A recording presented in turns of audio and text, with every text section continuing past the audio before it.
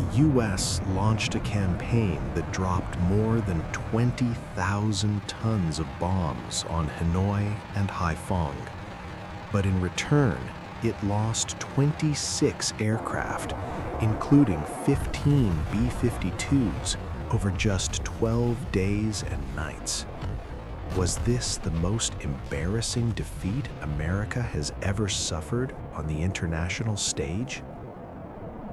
In late December 1972, the skies over North Vietnam turned into nightly battlefields. In the United States, it became known as the Christmas bombings. In Vietnam, many would later call it Dien Bien Phu in the air. Not because it was the same as 1954, but because it carried a similar weight. This was Operation Linebacker II, a concentrated bombing campaign from December 18 to December 29, 1972, focused heavily on Hanoi and Haiphong.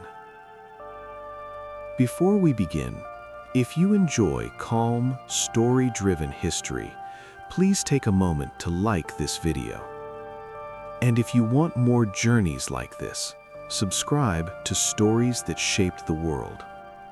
It truly helps the channel grow, and it helps more people find these stories. Now, let's step back into those 12 nights. And whatever you believe about its necessity, its strategy, or its morality, it became one of the most intense air operations. Tonight, we travel back into the winter darkness, not to repeat slogans, but to understand how pressure, fear, and endurance collided in the sky.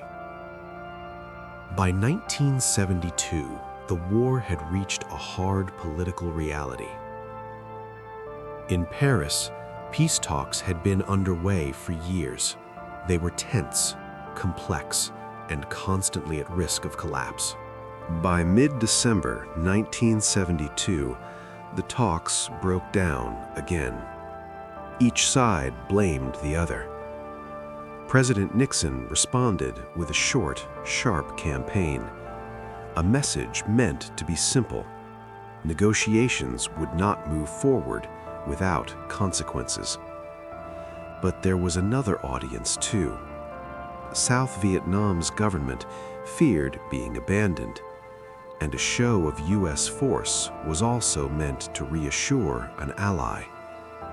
Then the air orders went out.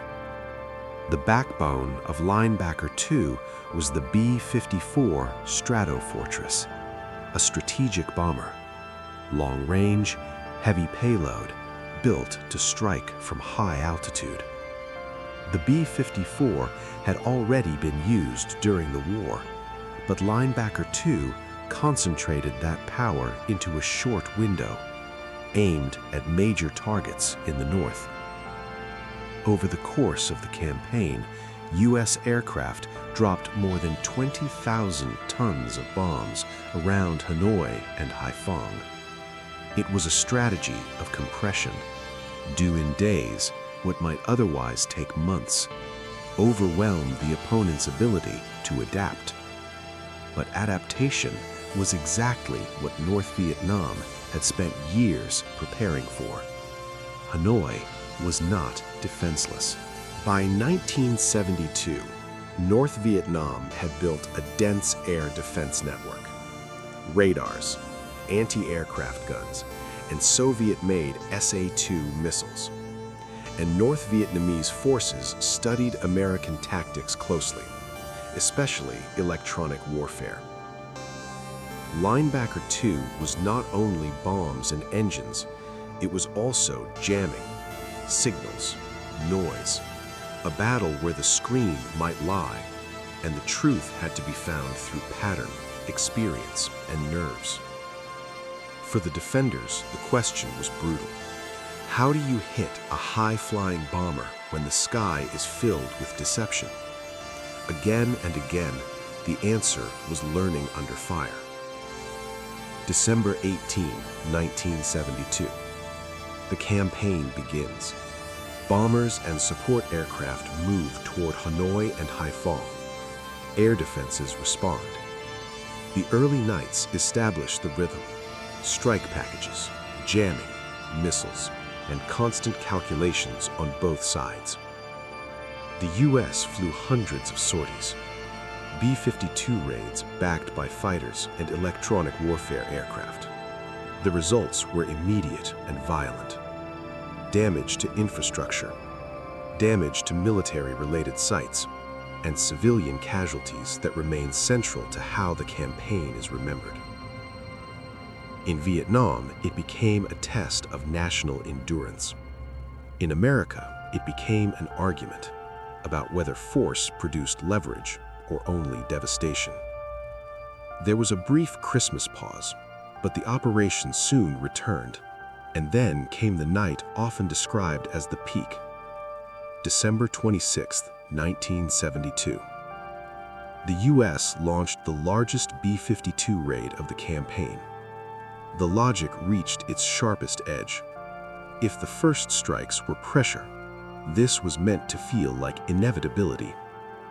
But it was also where danger intensified for the bombers themselves. The U.S. lost aircraft during the campaign, including B-52s. North Vietnam claimed higher numbers. And as with many wars, exact totals vary by source, by method of counting, by what lost really means. But the strategic effect was not only numbers, it was the signal. Because the B-52 was not just a bomber. It was a symbol of American air dominance. If that symbol could be hurt, then the psychological advantage could shrink, even as the bombing continued. By the end of December, the strikes stopped.